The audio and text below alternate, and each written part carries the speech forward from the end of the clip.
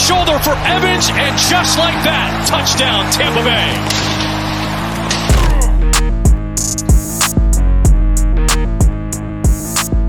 Hey, what's up, everyone? I'm Sammer, along with my co-host Stank and Poppy Latte, and you're watching the Loose Cannons, presented by Red Cat Plumbing and Air, a Tampa-based company who takes pride in their reputation for timely service, professional results, and exceeding your expectations they truly define. Hashtag Tampa Proud. We are joined today by none other than Jake Arians. Jake, we are in the NFC Championship. I remember what you told us after week 1. Bro. They don't hand out awards in September, October, November, boys, but now we're in the dance. You got to get in the dance to get the hardware. We're one win away from playing this mother at home. I almost messed up and broke my own little rule there, but that's how fired up I am. I told you in week 1, that's the bar. We're right there. We don't beat ourselves. We get better throughout the year. We'll throw out November 9th. We shit the bed. It was awful. But everything else has led up to getting better throughout the season, getting that continuity, getting everybody on the same page, and then get hot going to the playoffs healthy. It's what we did. Well, you're now 2 down, 1 to go. I mean, I couldn't be more fired up. Jake, I wish I had your confidence earlier in the season. I'm one of those people that was just dying inside, dude. I was not comfortable. I wouldn't say I went as far as a lot of people on Twitter do, but inside I was like, what the fuck? And you came on and you were preaching it, man. And you were right. You were fucking right. Look, I've been doing this a long time. I know this staff better than damn near everybody. I know the personnel we had, and I know what the plan was to build it throughout the year. You're not going to have this crazy ass offseason we had in this preseason and just come out and light the world on fire. Last time I checked, week 6, we were 4-2 and just dusted the Packers 38-10. Then you go win by 25 in Vegas a couple weeks later. Things were good. Had some injuries. We limped into the bye week. Sam and I were talking about pre-show. Like, I have this theory on the bye week. Nobody's healthy in the NFL by week 10, right? Your bye week is week 13. You might think you're 80, 85%. You're really like 70. And you're also on autopilot.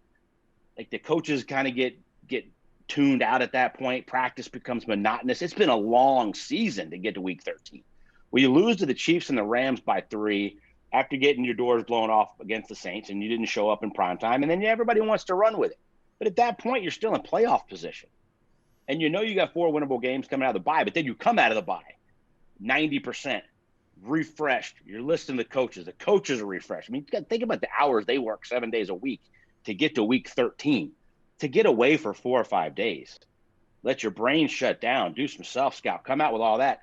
Like, as hard as it was to get to week 13, and all this is to your point, I get why you're going there, Stank, because everybody lost a little faith at that point, but you had to say, okay, we come out of the bye with 4 winnable games, even though I'm so tired of the narrative that they all suck. The Vikings were making a playoff push at that point, and if we lose to them, they're in the playoffs and we're not that week, right? Mm-hmm. Okay, they missed some kicks, we won the game. Atlanta was hot and playing great, and Detroit sucks, but you go into a team that sucks and you beat the hell out of them, which we did. Then you go on the road and everybody's this upset city week 1 of the playoffs and you win. Nobody gave us a chance last week. You now ripped off 6 straight. You're hot. Your quarterback is playing the best of his 21-year career. And the defense showed up big time against the Saints and played phenomenal. I get where you're going with that, but that's really what this entire thing has been built to do. Sustain to get to that week 13. And yeah, there's probably a couple other wins we wish we would have had in there. The Rams, the Bears, whatever. And then you get hot. But, I mean, to be where we're at right now, NFC Championship, couldn't ask for anything more. You mentioned, the repetitiveness of the season and the coaching and, just the everyday in and out. You have to take into account, too, this crazy-ass fucking year. Like, when Rojo came out here, the testing every day and the stress of not going anywhere and if I go to the grocery store, we're living all that stress under normal circumstances. I think about that. I fucking disinfecting my hands 20 times a day. Imagine not, being the guy that doesn't want to fuck up and get, Coach BA sick or Brady sick. Like, the pressure of that alone, forget all the other shit, is insane. And by the way, Jake, I noticed your hat. It's a very nice hat. Is that a goat? Because it is a goat, my brother. It is a goat. That he's one of the goats, not the goat. No, so, that's the goat. This is just a Patagonia goat hat, but I had to buy it because I was like, Oh no, the QB1 is the GOAT. So like I'm rocking the GOAT until the wheels fall off. You mentioned the defense, Jake. We've had some ups and downs this season. When we faced the Saints the second time, it looked like Todd Bowles, defensive coaches, I don't know if the game plan played out the way they anticipated or, wanted it to play out, but it didn't look right. And then going into this game, past Sunday, everybody was talking about you can't do what they did, you can't do what they did, you can't do what they did. And the three of us, I got these guys on board of saying we want the Saints one more time. And I wanted them. And I was confident, like the three of us were extremely confident all week that there was just something was going to be different this time. And holy shit, dude. The fucking defense played like I've never seen this defense play in, I'd say, 18 years. They were physical. They were making it a point to hit everybody, play through the whistle. They weren't leaving any doubt that they were playing 110%, cliches aside, 110 fucking percent, and they were hitting everybody, and they were going to out-physical the Saints. Whether they win or lose, they were not going to be told that they were out-physical by this team. Can you speak to just like, I know you were confident, but like, our minds were blown at how well they played that, and that confidence is going to come from this game. Well, first, listen, like that second game, I don't think I talked about it on our show, a couple other shows last week. Like, you can't take anything from games like that. Mm-hmm. The Saints had a phenomenal game plan. They executed it, and we literally shit the bed in prime time. The game plans weren't good. The guys were either overhyped, whatever it was, and the game was over in like the middle of the second quarter. And then you just like ESPN, these idiot freaking networks putting up, they ran the ball 6 times. What are they going to do in the playoffs? Dude, it was like 35-3 in the second quarter. Like, you're not going to run the ball. Mm-hmm. You got to try to get back in it. And then the wheels like weren't ever there, but they just fell off. So I don't know how much you can take from that. But going into this game, it permeated from BA down. It was the offensive line. It was the receivers blocking. It wasn't just the defense playing that physical. It was to go into New Orleans to beat this team that has beat us and beat us up twice. We got to go in and out physical. And that was the message from the top, and it permeated all the way through the kicker. Like, everybody in that freaking locker room and that sidelines was bringing the thunder to the whistle, past the whistle, whatever. You want to fight? Let's fight. You dirty players, you're taking shots at kidneys. Cam's throwing punches in the first game of the season. Dude, Ali Marpet, Jensen were like, no. Ryan Jensen, bro. We ain't having none of that this time. But then you flip the script on the other side. Sue, I ain't having it. Nacho, McClendon, 45. All the way to the corners. Like, Jamel was extremely physical. Sean Murphy Bunting a lot more physical. And it was nice to be able to go, okay, we're healthy enough finally. We feel good enough to play 2-man, match up with them, mix in some of this cover 3, catch them not knowing what's going on. And the front 4 got pressure. And that's where all Drew's stuff came from. Like, the first pick to Murphy Bunting was nothing but he can't move and he didn't have anything on his arm anymore to throw it on the run. But we got pressure, and we manned up those guys at the line of scrimmage and played super physical with them. It's not something you can do every week. And it wasn't like a cover 1 press man. It was just 2. You still had both safeties, so you could blitz one of them, you could do whatever, and then you're playing man underneath. I love that defense. I wish we'd have played it more this year. We weren't healthy enough at times to really be able to do that. The pass rush and the blitz, we couldn't time up a lot of that stuff. So we went through a stretch there where our defense wasn't very good after starting off very, very dominant. And I think it was more health related than anything else. Mm-hmm. And then you get to the playoffs, and you're basically in the second round already playing, all right, we're house money. Like, let's what do we got to lose from Todd's point of view? Like, we're bringing it. But that's also from BA going to Todd and saying, there's no sitting back. We're bringing the Thunders, no risk it, no biscuit, offense, defense, special teams. We got nothing to lose. We got to out-physical them, and we got to go in and get in their face. That was the message, and my God, was it fun to watch. Jake, after the kick return, that defensive first one or the second one? The first one.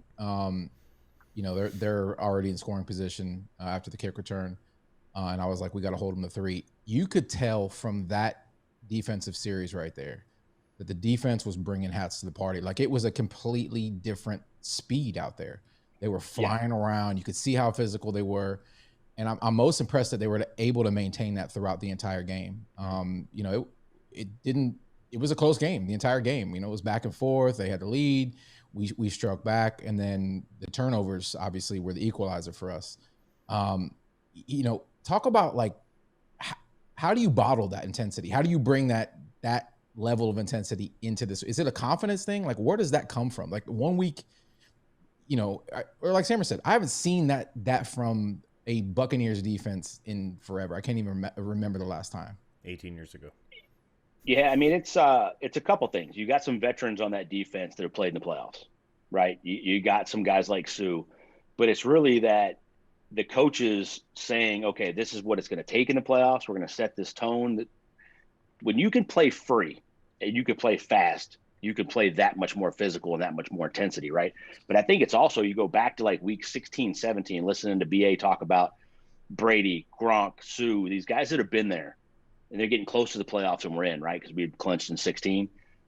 And the intensity ramps up. It doesn't drop in week 17 where we don't know if we're going to play our guys. No, we're going to go play. We're going to get the 5 seed. We're going to keep going. And that they've seen this intensity wrap up all year. But now it's Brady, Gronk. It's playoff intensity. Like we're taking it to another level. And then you win, and it goes to another level in the second round of the playoffs. I think that permeates the entire locker room, whether the coaching staff is giving that message or not. When the guys start believing that, and you look at Devin White, he's like, what's your team? What's your identity? I didn't know. And then BA said, we're going to make plays, right? Motherfuckers. I'll just say it. Yeah. We're going to make some, and he goes, and it clicked. And it was the greatest thing I ever heard. And he played like his freaking tail was on fire, like he was shot out of a cannon. It's stuff like that.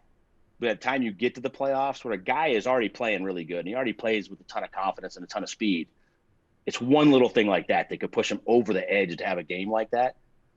Now you're rolling into Green Bay. You've already whooped this team. Now this game is not going like week 6. Like, let's throw that out the window. This is not going to happen in the NFC Championship. But you have the confidence that you can beat one of the hottest teams in the league, number 1 seed, Aaron Rodgers, because you've already done it, right? And you just beat the Saints in New Orleans, which nobody gave you a chance to do. Look, this was 2005. The Steelers were 10-6, were the last team in the playoffs. You got to go on the road.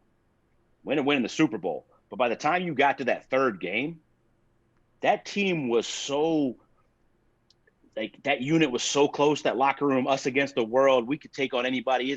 It doesn't matter who you put in front of us. Lambeau, 24, snowing. We don't give a shit. It's us against the world. And that's where we're at right now. This reminds me so much of that. That's why I said, I don't care about winning the division. Get us in the playoffs, in the dance with Brady leading us. I don't care where we got to go. 3 games on the road to finish at home in the Super Bowl. This game that we just saw, dude, we talked about it multiple times. This is so similar to when the Bucs just couldn't beat the Eagles. And once they got that monkey off their back and they beat that team, like everybody who was a Bucs fan at the time, we knew we were going to win the next game. It didn't matter who we were going to play. After we beat the Eagles finally, we were going to win the game. And the kind of confidence that's going to come from beating this Saints team that everybody on the roster, I'm assuming, wanted to see them again. Levante was yelling at the sidelines, I wanted you. Everybody, you could tell. Tom Brady hinted, I wanted these. They took it personal, man. You could tell. They wanted to basically punch this team right back in the face and show them that we could take all those punches and you're going to have to tap out. And you could see the Saints players, they were just like, what are we going to do, man? They were running out of answers and they couldn't believe that they were getting punched in the mouth. And even though they were landing a few punches, they were still getting back up. And even the kick return, the Bucs gave up a kick return against Philadelphia to open that game, and we gave up a touchdown 2 plays later, and then we bounced back. And it's so similar. And I think the confidence that's going to come from this game alone is going to propel this team. The Packers are nothing, dude, compared to what we just had to overcome. No disrespect to the Packers, it's going to be a tough game, just like you said. But the confidence that we got as fans is nothing compared to what the confidence I'm assuming that locker room has gotten in. A guy like Devin White, guys had 3 games. He hasn't been able to hit somebody. He brought it all. Dude, it was unbelievable. It was unbelievable to watch. Tone, man. He really did. All of it in his press. Yeah, and it's not like an overconfident, like you're disrespecting the Packers. I don't think anybody's disrespecting them going 13-3 2 years in a row. Mm-hmm. And this team is a lot better than last year that went to the NFC Championship and got dusted in San Francisco. They're as hot as anybody. Their defense is playing really well. They're running it great. Just the perfect time to throw in. Dude, we could get Vita back for 15, 20 plays. If that happens, Angels are singing. This is the perfect time that this team wants to run the ball. It's going to be 25 and snowing, and you throw freaking Vita back out there for whether it's 15 plays. I mean, that's just enormous. You get Sue some rest. McClellan's been playing great. So has Nacho, but now you got a little rotation going in there. You don't have to. All those guys don't have to play that entire game. It's getting late in the season. A bunch of them are old. I mean, that's just awesome. But it means Packers team's hot. Aaron Rodgers playing phenomenal. But by the way, when we played them week 6, weren't they 4-0? They were hot. They were hot. They're probably playing better than that now, but they've had these stretches all year where they've gotten hot, lost a game, got really hot. They lost in November to Minnesota, ran it down their throat for 280 yards, whatever it was. They bounced back with like 5 straight. They're really, really good. And to go into Lambeau, for most teams, you guys don't know what cleats to wear because the grass is totally different, right? You're not going in there with molded cleats. You're going in there with the studs. What undershirt do I wear? Is it going to be that? Dude, Tom Brady's done this for 20 years in New England. You have that guy at the helm saying, no, don't wear that because that gets wet and gets soggy. Dude, don't do this. Boom, put these shoes on. Mm-hmm. So you got guys that have been there and done that take all that anxiety of these young guys. We're counting on a lot of young guys. All that anxiety of going, I've never been to Green Bay. It takes all that down because you don't have all those questions of what do I wear to be warm? Is it really that cold? Do I have the mystique of that? What shoes do I? All that stuff's out the window because you have these veteran guys you can lean on. I mean, that's like Tom is so good, but when it comes to all that extra stuff, those intangibles, you can't put a price on that. Jake, you played in Buffalo, New York. Yeah, just like that game you saw the other night. Right. It doesn't get much colder than the games that they play there. Talk to me a little bit about what is it like to play in those types of environments? Like, is it real? I mean, is it, people use it as an excuse all the time, and that was the excuse going into, you know, the Eagles series with us, so the Bucs can't win and whatever, the fucking, you know, below 50 or whatever. Is there a real thing there, or when you get on the field, do you warm up? Do you even think about the cold? This week, no. So like and it's 2 different answers. Being a kicker, yeah, it sucks. If it's under 50 and it's windy, it sucks. Like you're standing there the whole. You play 5-6 plays a game, right? Maybe 10 on a good week. You're out there a bunch. I mean, I remember I'm sitting there trying to warm my foot up to go kick in Buffalo, and I burnt the shoelace on one of those freaking, you know, the engines over there, the jet engines that are warming you up, the heaters. I mean, I literally burnt my shoelace, tied them together again. I had to change my shoelaces at halftime. You just can't get warm. The wind is the issue. There's not supposed to be any wind. It's supposed to be 25, 27, 60% chance of snow. That's like being a little kid in the front yard, like the one time a year it gets cold enough and like dusts Florida or Alabama, and you're out there playing in it all day long. That's what it's like for the rest of the team. Kicking in, it sucks. Like there's no way around it. You just freaking stand there and you're cold all day. Like it's tough. And up there, that grass is long, it's soggy, it's weird, it's different. Like it's different than everywhere else in the league. But for the rest of these guys, look, we played in the AFC Championship against Brady when we were in Pittsburgh one year. It's coldest I've ever been in my life. I think it was -2 temperature at kickoff, -12 wind chill. Brady throws an 80-yard touchdown the first play of the game. Jesus. I couldn't feel my legs for like 4 days afterwards just from sitting there watching the game. It didn't affect. I was out there with his freaking wetsuit on like it was nothing. He short sleeves, bomb. They blew us out. It was ridiculous. I think it affected us at home in Pittsburgh so much. It's not going to be that kind of cold. This isn't like the freaking Ice Bowl where it's -40. 25 with no wind is basically, I mean, we just played in that. I mean, it's basically what we had in Washington. So, you know, like when you talk about that Buffalo game the other night, though, you see Justin Tucker missing kicks. He misses 2. Bass misses 2.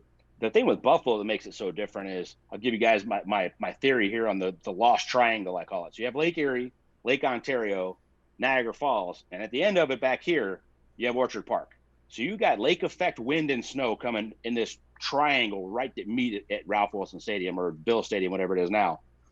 And you go out there and not only does it swirl, it swirls back and forth on both sides.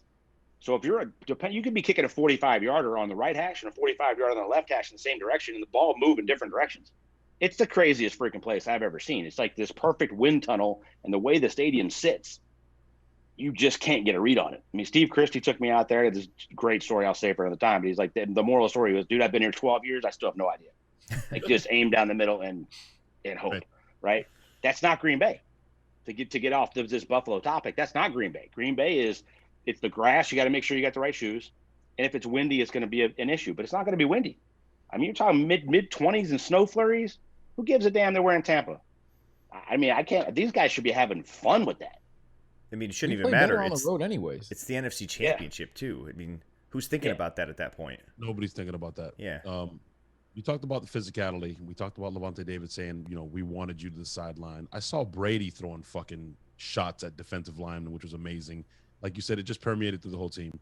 You mentioned a little while back ago that that you wouldn't play the same defense. I would against this team, Jake. I'd like to get your thoughts on that because I get Tanyan, they got the young receiver that got the touchdown and stuff, but Devontae Adams was shut down by Carlton Davis when we played him. I believe he can shut him down again. He's good with those types of receivers, the longer, lankier ones. The quick shiftier ones are the ones he struggles with. But I think we should play that exact same defense again and bring the party to them. I think make a big deal. And stop it. You stop their run. And Aaron is great. I'm not obviously Aaron is, by all accounts and by a lot of people, he's not the GOAT because of the ring, the hardware. But as far as talent, he's the most talented in the most talented conversation. He's not the GOAT because of the ring. But yeah, no. But I think you play the exact same defense. That run, based off that scheme, if you shut down the run, even as great as Aaron is, with the way that scheme is, you kind of shut them down if you shut down the run, and we're good at it. So I'd like to get your thoughts on that. No, I didn't mean to say we don't play the same defense. We play exactly the same way. And that's what we played a lot of two-man under when we played them in week 6. We had so much success. Guys were up at the line of scrimmage. You had both safeties trying to take away anything big and deep, which is key, and you completely shut down the run. They're running it good, and they're going to want to run it good, but they know nobody runs it on us. For 2 straight years, you're the number 1 run defense. That puts more on Aaron. He's going to get his. Devontae's going to get his. It's limiting everything else. It's limiting what beat the Rams last week when Lazard drops a touchdown pass and then comes back and gets another one when he gets behind you. Or Valdez-Scantling getting behind you because he can really, really run. That's where those 2 deep guys keep everything in front of you, make them go 60, 70, 80 yards. That slows the game down. We're going to get ours on offense. I'm not worried about our offense at all. So if you can slow them down, get a turnover, get some pressure, I think you play the exact same way you played New Orleans. And I love that we mixed in some of the cover 3 that we've had to play at times just to give them a different look. You can blitz that safety. You can give a 2 deep man under look, rotate that whole thing. Devin comes, somebody else drops. You can get exotic with it. Todd's going to do that. But if the majority of what you're playing is that 2 deep man under, I love that. I think we play exactly the same way. And it really comes down to the same guys I talked about last week. Donovan Smith had to have a big week against Hendrickson. He did. And Shaq and JPP had to show up. They had to get pressure up front. It wasn't just them. It ended up being Sue and McClendon, Nacho. I mean, all those guys were getting pressure up front, which was huge. It's the same thing against Aaron. It's any quarterback. But if you can get them up the middle and get them off their spot, now you got a chance, especially when Carlton really does handle those big guys you're talking about pretty well. You mentioned Donovan Smith, and I was going to go right to that. This past Sunday, I was extremely proud of that secondary because they're young and guys like SMB. I mean, we've even criticized him. He's had an up and down season. Dude, yeah, I've been on him all year. And fans, they constantly highlight the secondary. The secondary sucks. We heard Bucs fans tell us the Saints are going to kill us because the secondary's trash. And we're not people who actually believe that. We're just, these guys are there, man. Carlton Davis, Jamel Dean, even SMB, they're good. And then you got guys like Antoine, who's just a fucking pro already in his first year. And then you've got Mike Edwards, who loses his job to Antoine, but still gets playing time because of how Bowles uses 3 safeties. And the guy's been nothing but clutch all year. And then for them to play the way they did, super proud of them. But I was even more proud of our offensive line. Donovan Smith, Tristan Wirfs, and then Stinney, man. Like, can you just talk about what the front 5 in front of Tom Brady since the bye week, but more importantly, since we hit playoff time, they have been unbelievable. And before you talk about them, Jake, if that's not a fucking testament to all you idiots out there about fucking coaching, like, I want to go on a fucking rant right now because all I've seen is Donovan Smith get better. Kappa was a goddamn guard that was rotating in and out with the other fucking swinging door that didn't develop. Tristan Wirfs playing on his mind. Jensen was a penalty machine. I mean, Cap was a tackle that we played tackle. Fucking great. Dirk Sorry, had Jake. him play tackle. No. You're spot on. First, let's talk about this. It's where your stats don't matter, right? If you're the number 1 run defense, your pressure's on your secondary. You're going to give up something somewhere. Mm-hmm. Well, when teams know they're coming in to play you and they're not going to be able to run it, they're going to throw it more. I don't care that you're playing Taylor Heineke in the freaking playoffs. He played his ass off. He threw for 300 yards. They didn't run it at all.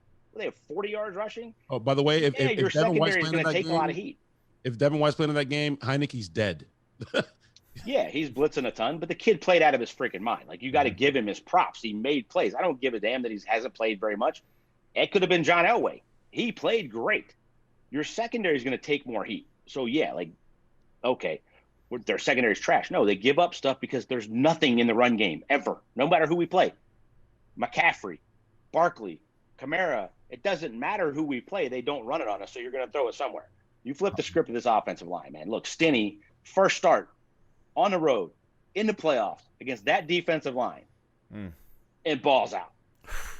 And to me, it all starts with Jensen's mentality, whatever. Tristan Wirfs is like this gentle, giant, quiet dude that just whoops your ass. He's like Andrew Luck. Andrew Luck would take a shot to the chin, and somebody wanted to talk shit, and he's like, "Nice hit, buddy." And he helps up the defensive guy. Like, that's Tristan Wirfs. I'm gonna kick Cam Jordan's ass, who talks more shit than anybody, and you can't talk shit to him because he's just like, "Good play." Hey, I just whooped your ass, and he's like slapped him on the ass. Good play. Who was the defensive tackle that was the first free agent that played Philly, Green Bay? He was a priest. White. Reggie White. Wasn't that Reggie White? Like, he'd kick your ass and God bless you. Yeah. Reggie White would head slap you when you back in those days, and then give it the hip toss, and then help you up after you just sacked your quarterback, and be like, "God bless you. Let's do it again this play." And then you go over, and then Donovan Smith, who got worked by Hendrickson, right? November 9th. He got worked. It's the worst game he's ever had as a pro. Comes back. Hendrickson's coming off the injury, but he's the playoffs. He's out there, and Donovan kicks his ass. It was awesome. You go back a week before that. Oh, I got to hear about this Washington defensive line and Chase Young, and all Chase Young did was go slap the offensive dudes on the ass and get some airtime because he didn't do shit on defense. Donovan Smith kicked his jersey. It turns out all he wanted was Brady's autograph. Wanted a jersey. By the way, you gotta love Brady puts on their big blue. Go blue, big blue. Yeah, go blue, whatever. I'm like, dude, that's he's the best troll of all time. No, you can't say enough. I mean, Tom Brady's your quarterback. You got to protect him to win. And not only have they done that in the pass rush, let's talk about this run game that we've seen coming down the stretch since the bye week, but this run game in the playoffs. Playoff Lenny, right? We all question Lenny at times. Lenny had a healthy scratch not that long ago. Takes it like a man, has grown up a ton, has really become a professional. But playoff Lenny has been spectacular. Now you get Rojo healthy enough to come in the second half. It looks like the freaking Energizer Bunny. But this offensive line was not just the pass rush guys. It's dominating that run game, that physicality. I mean, you can see it in Brady when he talks in his eyes when he talks about this offensive line, the way they've handled things. You keep him clean, you win. But if you can run it down people's throats when it matters, victory formation that we all talk about now, it's all of our favorite play. That's how you get to victory formation, because you got to run it down somebody's throat when it matters 2 or 3 times to get some first downs to end games. I mean, to me, that's like the entire team. You're talking about that physicality and that toughness on that defense. I think a lot of that's come from this freaking run game the last couple of weeks and watching this offensive line just dominate people. Yeah, what surprises me is we really have had nothing from Gronk over the last 2 games. AB's out there hobbled.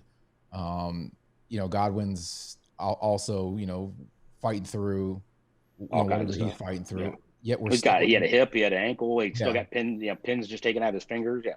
Yet we're still able to be productive when we need it the most. And you're right, it's been the run game. The run game has been almost more consistent than the pass game in a lot of cases. And I never would have, in a million years, thought that we would have gotten that out of playoff Lenny, baby. I mean, shit. Dude, 30 rushes against the Saints, guys. Yeah. You don't run against the Saints either. They're a really good run. No, they're number 2 behind us. 30 running attempts, and it wasn't that they just stayed with calling the run. They were having success. I mean, 6-7 yards a pop. Yep. Playoff Lenny, spin move, physical, running people over. There's no, I mean, it started off early, but when you're getting 1 and 2 and you're not losing any or getting stonewalled line of scrimmage, you're fine. You stay with that, it ends up being 4, 5, 6, 7 a pop. By the way, to go back to your point, Stank, no, our blocking tight end Gronkowski was kicking Chase Young's ass by himself on some plays. We didn't need him. Cameron Brate was spectacular with 80 yards in that same game, right? Yeah. Tyler Johnson steps up with one of the sickest plays any of us have ever seen. Had 12 catches all year and makes that play on 3rd and 11. Unreal. Are you shitting me? In that moment. And then you got Scooter, who just destroys Janoris Jenkins on that freaking route. That double move. Hides in there, takes a shot, and makes that play. We are so loaded, guys. I tweeted it this week. Can Jason Licht get some love from Bucs fans? Can he get some national love? How is anybody in the world even close to Executive of the Year? You re-sign the entire defense because your salary cap is already that good. You draft Tristan Wirfs and Winfield Jr. and Tyler Johnson, which was a spectacular draft pick in the 5th round. By the way, you added Tom Brady, Rob Gronkowski, AB, re-signed Brate, restructured some stuff, picked up Fournette in week 1. How is anybody even freaking close? You still have OJ sitting on the IR, too. You built this freaking team, dude. Huh? Imagine if we had OJ Howard still. OJ Howard goes out. And Vita Vea's out for – you replaced him with guys that fit your system, and they've all grown up because they've all been coached up so well all year. Tyler Johnson wasn't ready to make that play in weeks 4, 5, 6. He makes it in the 2nd round of the freaking playoffs. By the way, the best part of the catch wasn't the unbelievable twisting catch. It's the fact that he just jumped up and threw the ball to the ref like, I've been here a million times, bro. That wasn't even a big deal. Like, that was my favorite part. I'm like, who is this kid? There was no, first down. I need to be fancy. It was like, here you go. It was just a catch. 3rd and 11, I just twisted and did a 360, got both feet down, no big deal. Speaking about playoff Leonard, and again, I'm going to say it again. I don't fucking care what people say. If it's not a testament to coaching and Tom Brady, the maturity that Leonard has shown, you're talking about a guy that had a lot of off-field question marks inside the locker room, and there's been rumors, and a guy who has sat out healthy with soft tissue injuries because, I'm just not going to play when you can play. He went from that to a healthy scratch to just knowing his role. And he's sitting on the fucking sideline telling Rojo, motherfucker, I need you. This is the 2nd round of the playoffs. This shit doesn't come around. He went from, I'm going to sit out and I'm getting paid, I'm chill, to, bitch, I need you. Get the fuck on the field. Like, if that's not a testament to TB12 and Arians and everybody on this fucking staff, Jesus. There's a word for that, bro. There's a word for that. It's culture. And people get on me all the time. You're not a Bucs fan. You don't know about culture. You've been there for 1 year. They went 7-9 last year. This shit started last training camp. There's a ton of guys in this team that it started then. And you bring in a guy like Brady and the people we were talking about, adding to that. But this locker room this culture was established with guys at JPP, Sue, Levante, that offensive line, Mike Evans, Chris Godwin. That culture started last year with this coaching staff coming in and setting that tone. They were really good. They had freaking 50 turnovers. They were going to the playoffs last year, but they couldn't make this run because the quarterback is such a difference maker. And when you take his leadership and you throw it into that locker room with this culture that's been built, this is what you see. Guys like Leonard Fournette, what you just talked about, completely changing who they are. Leadership, buying in, wanting to win, feeling right now like we have a chance to win the whole damn thing. When I think this entire locker room thinks they're going to be better next year than they are right now. But you're already there. Who knows who's going to get hurt next year? We don't know what's going to happen. You have it right in front of you, and I think they've all bought into that. I think they all believe that. And I went back to talk about that Steelers 05 team where they were just, it's us against the world. I think this entire team feels like that right now. I don't think we win 6 straight in the NFL, and 2 of them are playoff games. Big deal. Feel invincible. We talked about it on our post-game show. We had a caller call in and mention one of the proudest moments of watching the Saints defeat was we didn't do it with free agents.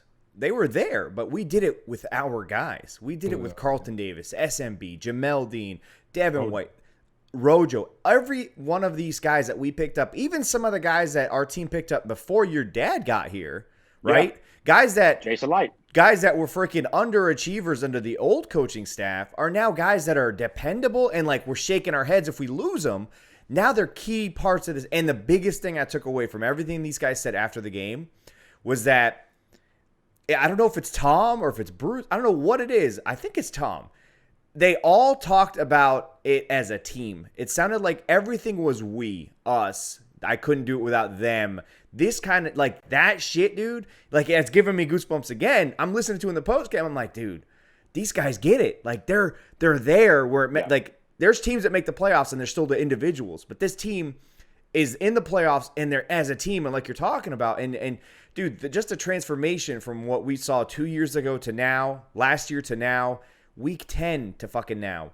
It's just unbelievable and to finally I don't want to say it's the culmination of it beating the Saints, but it's a big deal, right? It's a fucking big deal, what man. You just described is it's a big deal. Complete opposite of you, actually.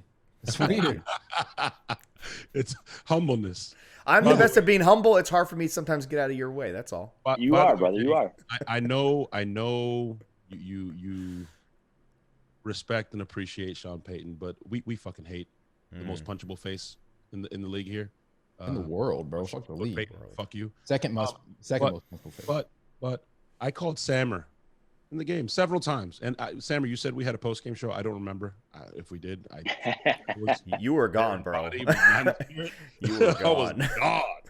But Sean Payton, I heard you guys talk about it on your podcast too, Jake. I called Sammer after his little stunt. He wanted to dig it in with Jameis throwing that bomb. I told Sammer that's going to come back to bite him in the ass. Karma's a bitch. Well, let's be honest. Jameis doesn't throw that bomb if Taysom Hill's healthy. No. He's not in the game, right? Drew Brees can't throw that pass anymore. Even Jameis couldn't miss him either. There are rumors, though. Not when Carlton blew the cover. Everybody knew what was coming. Yeah. The entire sideline just screaming, and then 4 guys go to Kamara. Carlton blows the coverage. To your point, before I get off that, I love Sean Payton as a dude and as a coach. But he coaches the Saints. So I absolutely hear what you're saying. But he's a great dude, and he's a phenomenal coach. And my point to that was, we're editing that out. Saints fan, like my dad coached for the Saints. I went through a year of being a Saints fan, right? And it was long before Drew Brees. They sucked. They were the Aints. They were the freaking Browns. They were the Bengals. They were bags on your head. You've had an unbelievable freaking run to appreciate what Sean Payton and Drew Brees have put together. And I say that because the Browns just did it to the Steelers.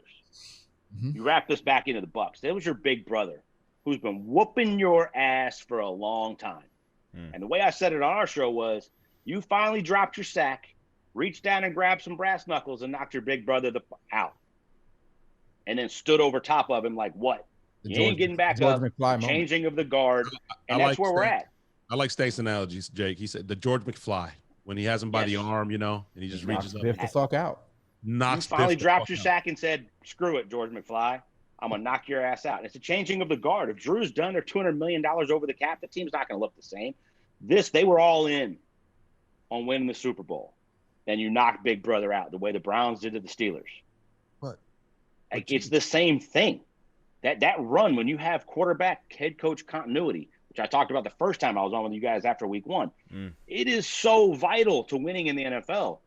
When you have Sean Payton and Drew Brees for all those years, it takes away so many blemishes and things you can do.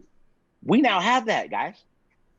It's the same thing for the Bucs, and you knock Big Brother out in the playoffs when it mattered most.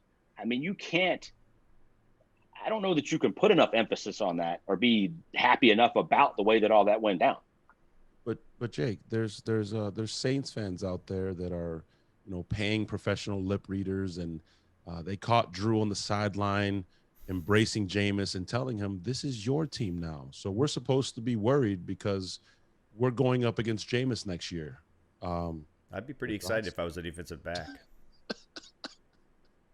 Yeah, Jameis is supposed to take over that team and come, make us pay now. Jake looks like he doesn't want to touch First of all, they paid Taysom Hill. Taysom Hill's their quarterback. Taysom Hill's making $15 million. There's simple economics here that say Jameis is not the quarterback. He'd be somebody's quarterback, but I highly doubt it's going to be theirs. But I don't give a shit. I don't give a shit who anybody's quarterback is. If we're playing Aaron Rodgers next year, we're playing whoever.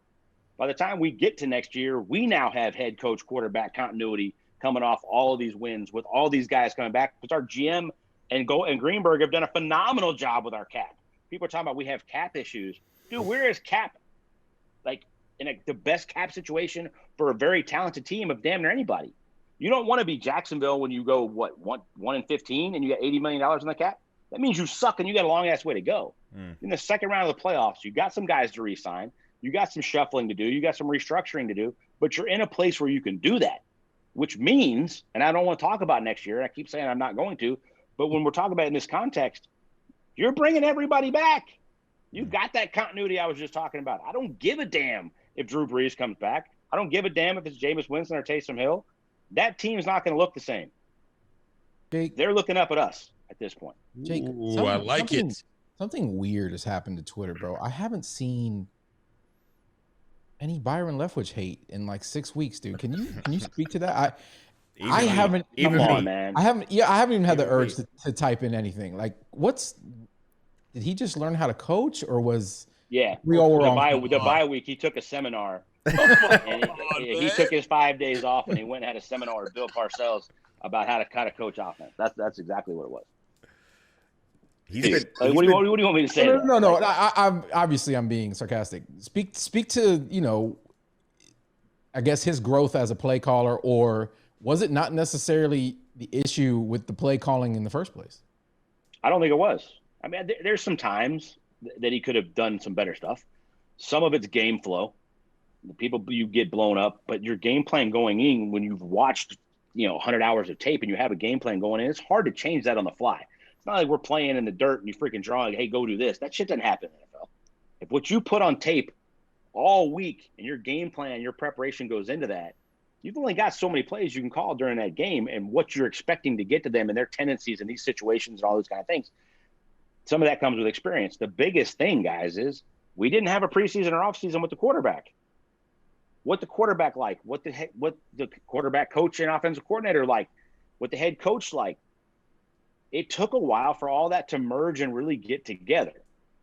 There's been probably a little bit more collaboration with the game planning, I think, probably since the bye week, where you have more Harold Goodwin, the run game coordinator. You probably have a little more BA. You lean on Tom Moore to say, hey, what do you think about all this kind of stuff?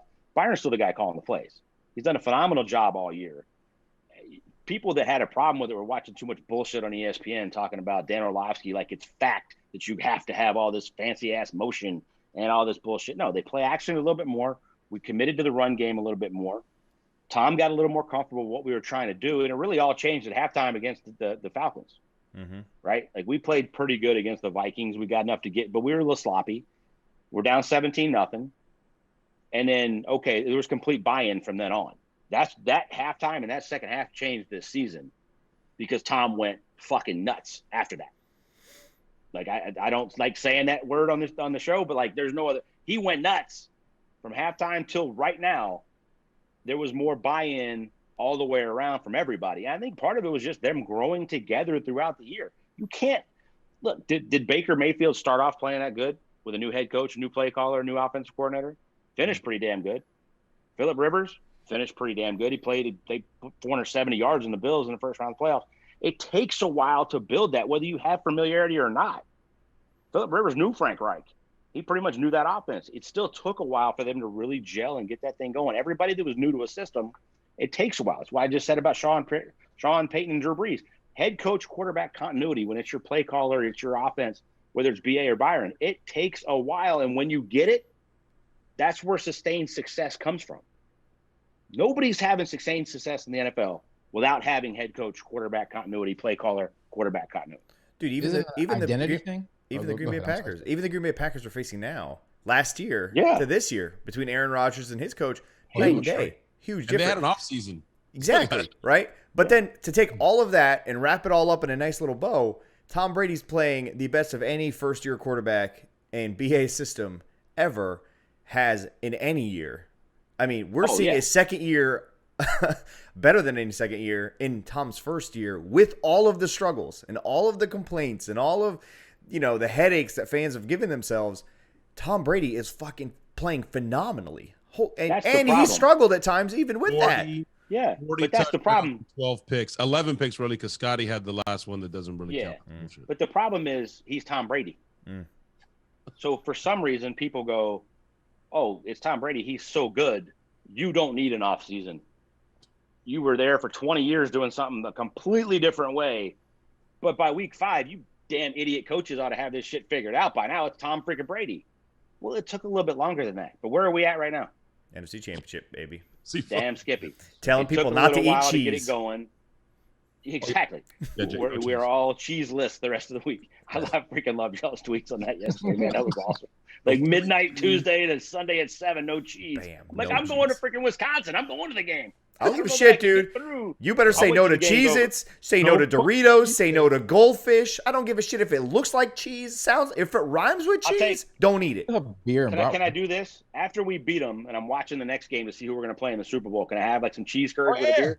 Dude, I can celebrate with cheese. Right? I am going to bathe in feta cheese. Celebratory cheese. I'm going to bathe in feta cheese, dude. What's that shit you like, Steak? No charcuterie board. Yeah. No charcuterie board. What is that shit? No cheeses. No Philly cheese, no cheese products at all. Nothing. Yeah, we're not even allowed to call Nacho this week. We have to call him by his God-given Nunez name. Roches. That's all I'm going to refer to him as. We have it on our website. We're a blue cheese podcast. No blue cheese this week. We're abstaining from blue cheese this week. Absolutely. I'm not dipping my wings in anything, bro. If you get invited, does that mean you're switching to the dark side, or you're not dipping? Listen, Jake, if you get invited to anybody's house this week in Green Bay or in Arizona, and they bring out the crackers and the cheese, you better only eat the fucking crackers, bro. Yeah, flip the board. I'm 100% in. Okay, good. Player, I'm making sure. I'm Thai cheese for the week. All right. And hey, listen, you know we do the Fan Friday show. The problem is, when we beat these dudes and we go to the freaking Super Bowl and the Bills win, we got 2 weeks of no fucking wings. Fucking shit. You know it. Have you thought about that yet? I have thought about it. I'm ready. I'm ready. Don't worry. Of no freaking That's fine. Wings. I don't give a shit. I'm not going chicken wings. This guy down here has abstained from sex for 2 years. I can give up wings for 2 weeks. It's fine by me. Chicken thighs are delicious. What? You don't remember the bet? You don't know about that? He doesn't know about that. I've seen the tweets and the bet. Who the hell takes that seriously? We do. This shit's serious, bro. We check in with his wife every morning. We do. Yep. No sex. Look at Jake's face. Jake's like, what? How is he still married? Jake, where are we though? We're in the NFC Championship, baby. Damn right, bro. Sacrifice. You all know who to thank. Damn right. I take it back. I am not that much of a team player. Well, we're not doing it. We're just making sure he's holding up his end of the bargain, bro. I don't give a shit. Then we're all yes. We're all in. Yeah, we're good. My wife right now, Jake. Speaking of which, like we gotta. We're good. But listen, Jake, we do a Fan Friday every week. You know this, and we take voicemails, right? This past week, we got so many. Somehow, our voicemail line got leaked to some Saints fans, and these guys sent me some hilarious takes. I mean, these guys are so confident. All sorts of shit. I had one guy leave us 12 voicemails, and I texted him. I go, bro, you got nothing else going on? He's like, I'm bored at work, bro. That's serious standing, man. 12 voicemails. Bored at work. So did he go through the whole thing of like how he likes his wings and his blue cheese? No. He wasn't even. He was disrespectful of the whole process too. That's what was even like worse. Not just listen to these guys talk shit, but it was fuck the Saints week. So I get it. But I got 3 that I want you to listen to. Oh, okay. And here's a little teaser. We've got so many more. Fan Friday, we're going to release all of them. But no. We are doing a bonus episode between now and Fan Friday, just the 3 of us, and we're going to listen to all of them and just laugh. It's a petty episode. That's all it is. Damn right. Petty. Hit those voicemails, Christian. I got to hear the Saints, the confidence, because I've been pouring Saints tears in my coffee every morning since we won that fucking game. By the way, before I play this, isn't it poetic, Jake, guys, Stank, Sammer, that we ended Drew Brees' career in the Superdome? We laid it to rest. We did. It was a party. It was a party. I said something last week, and you guys know how much, like, Paige talks about it all the time. Like, Tom and Giselle sit home, and Giselle's like, Tom, did you see this? And he's like, put it on the board. Yep. That's bullet. Like, they're making stuff up for Tom to do this, right? I'm like, the middle of the board had to be Drew Brees. He's going out in my hand. I'm taking him out. Like, it's not bulletin board material. It's just like, put it on the checklist of all the shit I've done in this 21-year badass career. I ended Drew at home in the play. Like, that had to be the greatest thing ever for Tom, just knowing how his mind works and how he motivates himself. So yeah, no, I mean, there's nothing better than that. Giselle's fucking awesome. I mean, that's a power couple right there. She's leaving them sticky notes everywhere. You're washed. You're fucking old. It's amazing. Yeah, it's like, and there's literally a big board in the room in their house somewhere. So that's what my wife is doing this whole all those text messages for. It makes a lot of sense now, man. Motivation. And then Drew got to listen to his kids on the ride home say, Dad, I caught a touchdown pass from Tom Brady. Tom Brady's so good. By the way, that whole thing, though, in all seriousness, was one of the coolest, classiest things I've ever seen from both guys. One, for Drew, just to be out there letting his kids run all over the place. Like, can you imagine how he actually felt in that moment? Yeah. I did. Like, the embrace with his wife. Guys, I played freaking 2 years. It hurts when it's over, man. Like, it hurts. I didn't have Drew Brees' 80,000-plus yard career to be standing there. And then Tom comes over, have that embrace. I kind of wish nobody would have seen it, and we don't know about it. Yeah. It was amazing that we did get to see it, but, like, what a moment. But you're exactly right, dude. Not only, like, that's Tom to a T. Drew had to listen to his kids on the ride home, like, Dad, I got a touchdown pass from Tom Brady. And that was he come out and give you a hug and talk for a minute. That was the ball to your freaking kids. Yeah. It was a dime, too, by the way. And then He wasn't messing around. It was a That dime. wasn't like a little shovel pass. He was throwing a 20-yard dime to the back pylon. It was serious, yeah. Damn Drew's straight. kid. No, and then tells his kid, Drew's wife's talking about he's so tall. I mean, what? Stop it. Hey, we all know how Tom likes little white receivers, bro. He couldn't help himself. He's like, There was two of them right One there, more dude. shot to the back pylon. Oh God. By the way, then he tells his son, we could have used you out there, son. Where? So bad. Oh, here we go. I can't wait. Hey, man, that shit crazy. Y'all niggas really think y'all finna beat the Saints, huh? Well, look, man, I'm from New Orleans. Look, we gonna bust y'all niggas up 3 times this year in a row, man. Y'all niggas couldn't win a division. Y'all niggas ain't gonna win a division round playoff game, man. That's all I'm saying. Y'all niggas know what's going on. So I'm saying, yeah, y'all niggas can't fuck with us, man. Y'all niggas know. Buccaneers suck. It don't matter who you got. You can have Tom Brady. You can have Tom Brady, Peyton Manning, and Aaron Rodgers. You can have all them motherfuckers. Y'all niggas ain't gonna beat us, man. We the best team in the NFL, nigga. Super Bowl, bitch. Oh yeah. Wow. It's been a hot minute since you've been the best team in the NFL. You've had the worst playoff exits in the NFL for 4 straight years, bro. Woo. I might have held back on a little bit of that, but that was powerful. He was definitely from New Orleans, though. That accent. Yeah, did you just hear? You on that, bro? Bruh. Next. He didn't use that word. Next caller. Step on up. I'm going to let you know. Thanks for coming. Remember this name. David Odamata. You even say Mario Davis. DJ Gardner. They're coming. You ready for a blowout? Okay. Yeah, well, remember this name. Stinney. Jensen. Devin White. Marpet. Devin White. You know what I'm saying? I ain't even going to talk about Worthson. Ryan First of all, DeMario Davis is a great player and a classy dude. I'll give him his props. That son of a gun plays hard every week. I love that dude. Fuck CJ Gardner. Gardner Johnson, there's a reason he gets knocked the hell out in every game. He talks more shit. He's the dirtiest little bastard in the freaking. Don't be calling in with freaking voicemails about that little summit. You got a bunch of classy dudes on that team that play hard and play right. He ain't one of them. He ain't one you want to be backing up if you're a Saints fan. Fucking throwing punches again? That little motherfucker. Yeah. Throwing punches again, little bastard. There's a reason the Bears knock the shit out of him every time they play him. Ali Marpet cleaned him up real good, though. After that, you didn't hear his name. Sammer pointed that out. After Ali Marpet cleaned him up, he was nowhere. He was not talking shit, nothing. Just real quiet. He got hurt on that play, didn't he? Fuck him, dude. Piece of shit. It sounded a little bit like CJ Gardner Johnson on that voicemail. He sounded like a little 12-year-old kid. I'm pretty sure it's possible that was him. And the last caller of the night, step on up. Good. I wish we had 100 of them. There's so many more. Hey, man, the Buccaneers fucking suck. Just because y'all motherfuckers got Tom Brady don't mean shit. Oh, it's the same guy. Y'all motherfuckers still going to lose. It's going to be our 3rd time losing us this year. How you lose to a team 3 times in 1 year? Well, we didn't. I don't know. Then y'all got blown out every time we beat y'all, too. Jeez, bro. Y'all niggas really think y'all got a shot? Yeah. I feel like the Saints got 100%, if not 100, like a 98, 99% chance of winning, bro. That other 2% though was a bitch, isn't it? Bitches, you hear me? Tom Brady ain't gonna save y'all, man. Ain't. Sorry. You're right. No, he threw it to Tyler Johnson who saved us a couple times. Yeah. Scooter. Oh, he's right.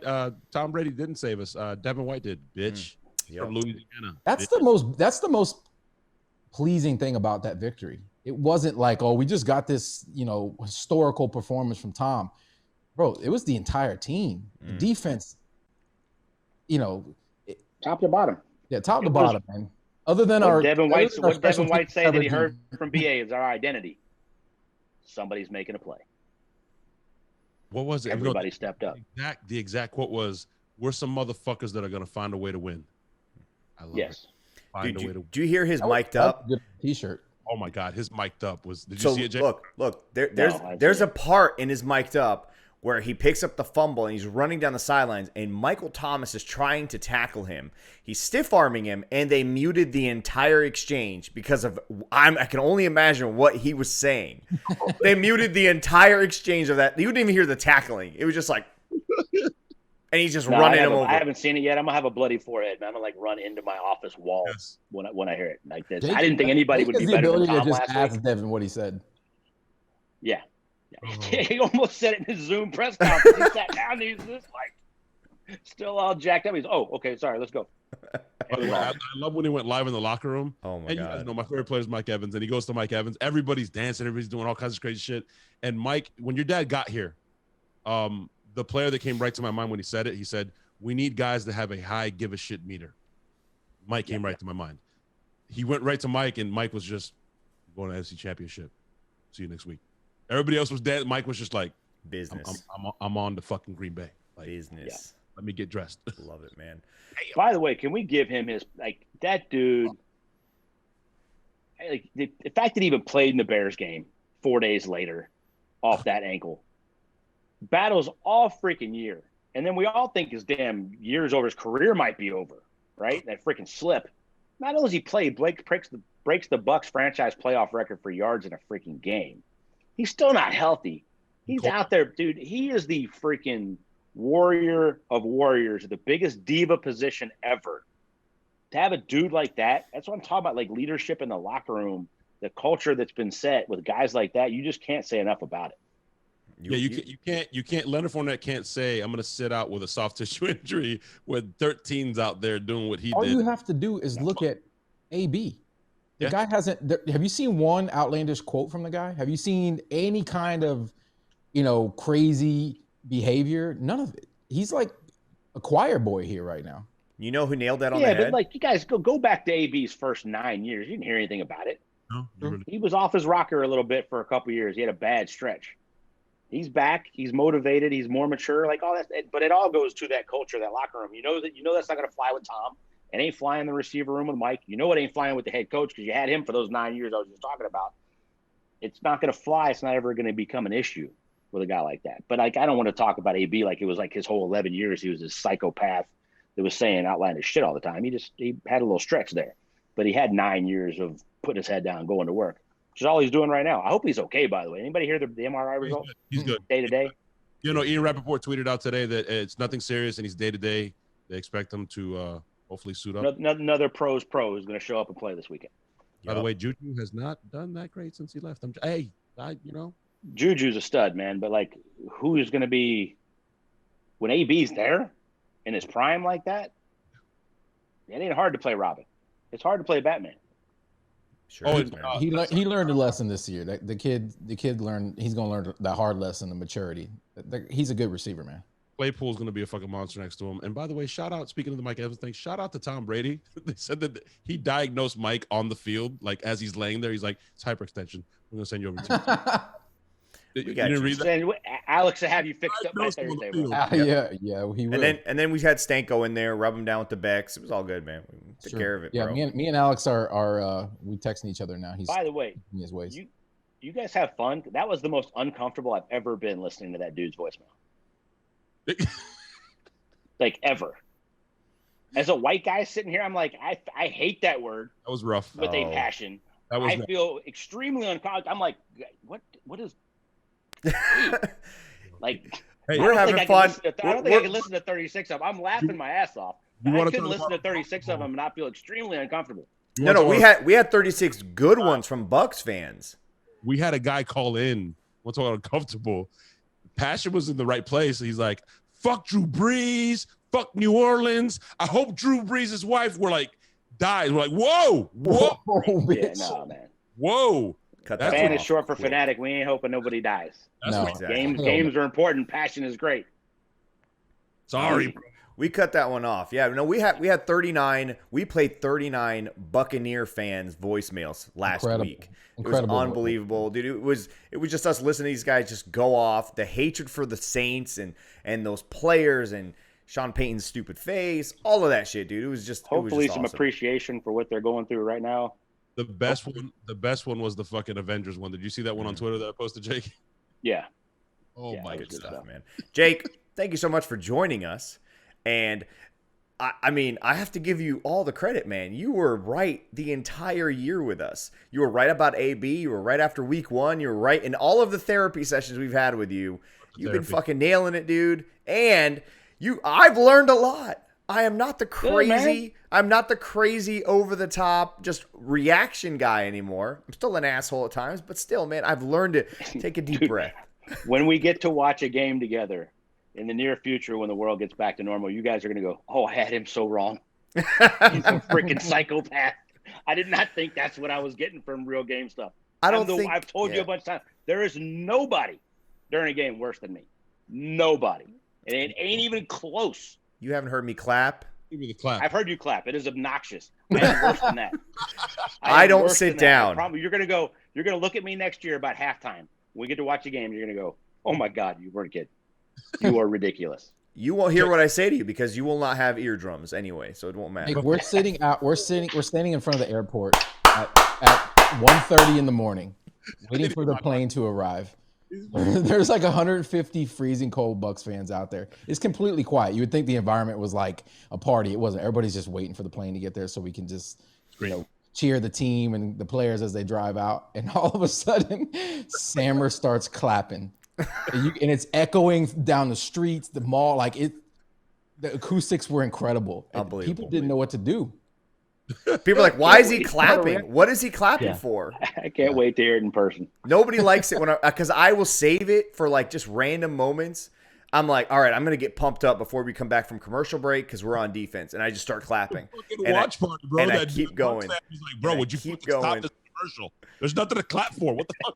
Bro, let me tell you. I'm convinced the SMB interception doesn't happen without me. I was clapping for 3 straight plays nonstop until that interception happened. Okay? And that's when I knew fandom, baby. I have to stand behind the reclining part of the couch. That's where I had to stand the rest of the game. And I did. I fucking did. And then we did the post game. I sat for 50 minutes with you fuckers. And then I drove an hour to go to the fucking airport where we stood the entire time as well, clapping in the middle of nowhere. It was amazing. It was freaking unbelievable. It was amazing. Yeah, by the way, that was pretty badass you guys did that. I got to say. It was fun, man. Wait till this guys appreciate that stuff, man. Especially guys like Levante that have been here a long freaking time. They ain't never been to a playoff game. Got fans at 1:30 in the morning sitting out there. That is cool stuff. From a fan point of view, it's awesome. I didn't get home till 3:15 in the morning. Wait till this week, Jake. I didn't get to ask you. No, I'll make this. I know this would be a quick answer for you. You said this whole entire team is coming back. We're in a great cap situation. I don't think Brady's only going to stay for one more year. That guy, the way he's playing, and the chemistry with the teammates, and the team is still here. I mean, first of all, it won't be everybody, but the nucleus of what makes this team was going to be back. I think Tom's health related, man. Like if he keeps looking like this, and the TB12 method is still rocking him into 45, 46, 47, I don't think Tom's rolling out until Tom can't do this. Until Tom looks like Drew and Rivers and some of these, like Father Time caught those guys, right? It ain't caught Tom. I give you like a bunch of throws in the last 5 weeks where not only does that 43-year-old Tom not make that, 23-year-old Tom wasn't making that throw. I think Tom, I can't speak for him, and I hope that's the case. I hope he rides this thing out for another 4 years and keeps looking like this, because you can keep this nucleus together with that kind of dude being the signal caller. It's a lot of games. Yep. Go to all of the Bucs fans. Jake, we'll see you all again. All now at this point, listen. Even the Jameis dick suckers love Brady now. They've all turned over. I've seen so many apology tweets lately. I can see why they should. Not all. There's no way. Okay. A good majority. Some of those people are literally need help. Jameis 1 of 1. Dude, he creamed his pants on Twitter when that touchdown pass sailed over the entire defense who wasn't even defending that wide receiver. Like, okay, what's a Hall of Fame throw? Calm down. They only did it because Drew's arm is basically just a noodle. Calm down. And he wouldn't doing that if what's his name was suited up, like Jake said. Jake, thank you so much for hanging out, bro. We'll see you this coming week for Fan Friday. You and Paige joining the three of us. We're going 5 box. Watch out for that. Unbelievable. Yeah, dude, I think we're just going to hit play and just sit back and let you guys do all the work, right? On the TV. Be obnoxious. Can't wait, dude. We're going to the fucking NFC Championship game. We gotta raise the game up, right? We gotta go Devin White on this motherfucker. Everyone out there, thank you so much for watching, subscribing, liking, and if you don't like us, whatever, great. If you want to leave hate, I fucking love it more than the love. Let's end this, guys. The only way we know how. Fuck cheese. It's still fuck the Saints. It's always fuck the Saints. Okay. Yeah. Fuck the Saints. Fuck cheese. And guys, we're dead serious about this shit. Don't eat any cheese. Don't fucking cheese.